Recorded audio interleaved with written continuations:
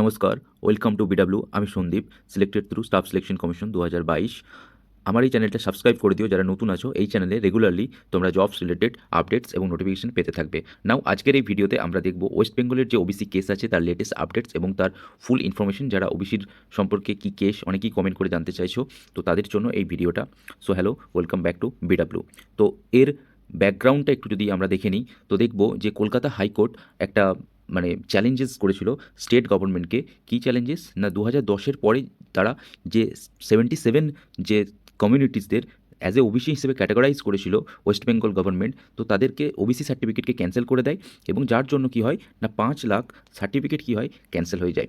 তো এটা তো ওয়েস্ট বেঙ্গল গভর্নমেন্টও ছেড়ে দেওয়ার না। তো ওয়েস্ট বেঙ্গল গভর্নমেন্ট কী করেছিল না সুপ্রিম কোর্টে গিয়ে কেস করেছিল। তো এই কেস এর আপডেট নিয়ে ইউটিউবে তোমরা অনেক ভিডিও পেয়ে যাবে। তোমাদের পড়াশোনা এর জন্য এফেক্টিং হচ্ছে। সো আমি এর যে লেটেস্ট আপডেট সেটা আমি তোমাদেরকে ইন ব্রিফ দিয়ে দিচ্ছি যে এর যে নেক্সট যে হিয়ারিং আছে সেটা কিন্তু 28 তারিখ, অর্থাৎ 28শে জানুয়ারি ও 29শে জানুয়ারি আছে। সুতরাং এখানের যা কিছু আপডেট আসবে তা কিন্তু সব 28 বা 29-এর পরেই আসবে। সুতরাং যে কোনো রকম এক্সাম যা যা পেন্ডিং আছে তার কোনো নোটিফিকেশন বলো বা এক্সাম যে কোনো কিছু কিন্তু তোমরা তার আগে কিছু এক্সপেক্ট করো না। সমস্ত কিছু কিন্তু তার পরেই হবে আফটার রেজাল্ট।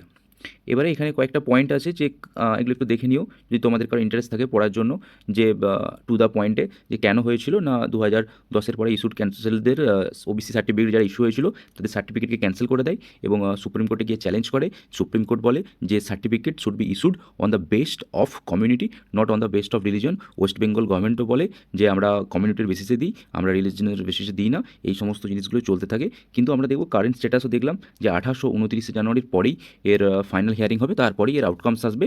এবং এটা জন্য আমাদের ওয়েস্ট বেঙ্গলের যারা ক্যান্ডিডেট আছে, জবের যারা প্রিপারেশন নিচ্ছে জবের জন্য, তারা কিন্তু একটা প্রচুর রকমভাবে এর জন্য অ্যাফেক্টেড হচ্ছে।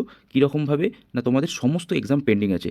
তা তোমরা ডাব্লিউবিপি এক্সাম বলো, পিএসসি যে পিএসসি নাই, ডাব্লিউবিএসসি মানে যেটা তোমাদের স্কুল সার্ভিস যেগুলো, সেগুলো তোমাদের সবগুলো আটকে আছে। তোমাদের ক্লার্কশিপ এক্সাম আটকে আছে 2000। ইভেন তোমাদের যে স্কুলের যে ফাইনাল ভ্যাকেন্সি আপডেট যেটা, সেটাও কিন্তু এখনও পেন্ডিং আছে শুধুমাত্র এই কেসগুলোর জন্য।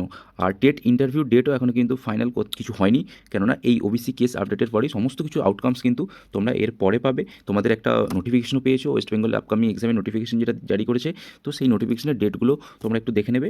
তো এবারে আমি তোমাদের একটা অ্যাডভাইস করবো, তোমরা যারা ওয়েস্ট বেঙ্গলের ক্যান্ডিডেট আছো তোমরা চেষ্টা করো একটু সেন্ট্রাল গভর্নমেন্টের দিকে একটু শিফট করার।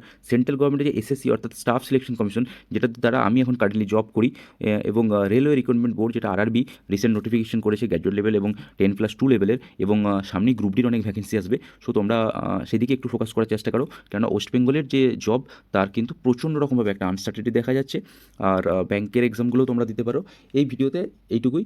আর তোমাদের আরেকটা বলবো যে যারা নতুন আছো চ্যানেলটাকে সাবস্ক্রাইব করে নিও, নোটিফিকেশন এবং তোমাদের যে কোনো রকম আপডেট এই চ্যানেলে তোমরা পেয়ে যাবে। Thanks you, give best, thanks for watching.